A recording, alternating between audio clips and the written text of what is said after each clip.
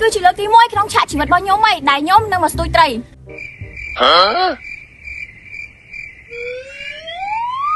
តែទោះបីជាយ៉ាងណាក៏ខ្ញុំនៅតែបោះបង់ចោលដែរពីព្រោះថាខ្ញុំបានភ្នាល់ជាមួយនឹងមិត្តភក្តិរបស់ខ្ញុំថាចំណែកតែស្ទួយអត់បានចាំត្រូវទៅស្លៀកស្រង់នៅអ៊ីអន3ដោយសារតែការតាំងចិត្តតាំងខ្លាំងរបស់ខ្ញុំនេះហើយបានធ្វើឲ្យខ្ញុំមកខិតខំរកបដាបដាមកស្ទួយត្រីហើយទីបំផុតដែរខ្ញុំក៏រកបានវាមែនតែបដាបដាស្ទួយត្រីហ្នឹងគឺពិតជាអត់ងាយស្រួលរៀបចំឲ្យអ្នកទាំងអស់គ្នាអញ្ញាញ៉ៃមែនតើជាពិសេសគឺខ្សែវ៉ាន់ពេញហ្នឹងហ្មងតែថាទោះបីជាយ៉ាងណាក៏ខ្ញុំអត់រៀថយដែរដោយសារតែខ្ញុំនឹងត្រូវទៅយកឈ្នះពួកម៉ាក់ខ្ញុំឲ្យបានហើយទីបំផុតដែរស្ទួយរបស់យើងគឺបានរៀបចំរួចរាល់ហើយតោះចាប់ផ្ដើម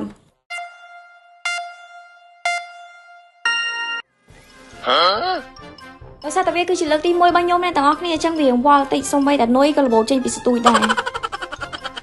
តែដោយសារតែវាគឺជាលើកទី1របស់ខ្ញុំអញ្ចឹងគឺខ្ញុំមិនទាន់បោះបង់ចោលទេខ្ញុំជឿថាលើកទី2ខ្ញុំប្រកាសជាស្ទួយបាន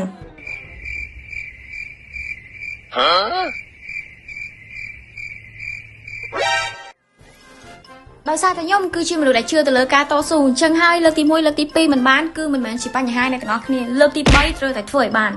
តែលើកទី3នេះខ្ញុំក៏សម្រេចចិត្តថាខ្ញុំនឹងដើររកទិញត្រីហើយយកត្រីហ្នឹងទៅបលែងនៅក្នុងបឹងវិញដើម្បីឲ្យខ្ញុំអាចស្ទួយបានវិញ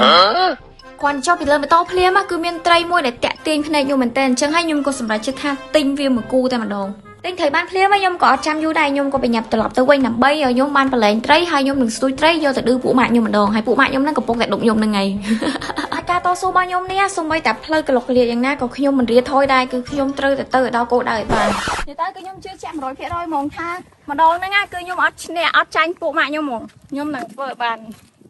ដល់ចាំយូរខ្ញុំក៏ប្រញាប់សៃថងហើយបលែងត្រីហ្នឹងគឺចូលទៅក្នុងបឹងហ្នឹងដើម្បីឲ្យខ្ញុំអាចស្ទួយបានប៉ុន្តែគ្រាន់តែខ្ញុំទៅយកស្ទួយមួយផ្លែសោះមកវិញគឺបាត់ត្រីតែម្ដងគឺខ្ញុំមិនដឹងថាវាទៅណាបាត់ទេខ្ញុំទៅណាហើយ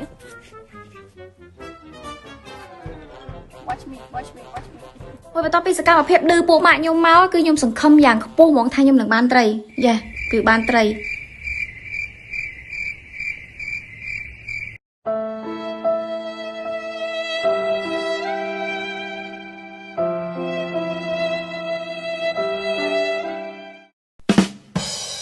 ទីបំផុតទៅខ្ញុំដឹងថាសូម្បីតែត្រីក៏មិននៅខាងខ្ញុំដែរ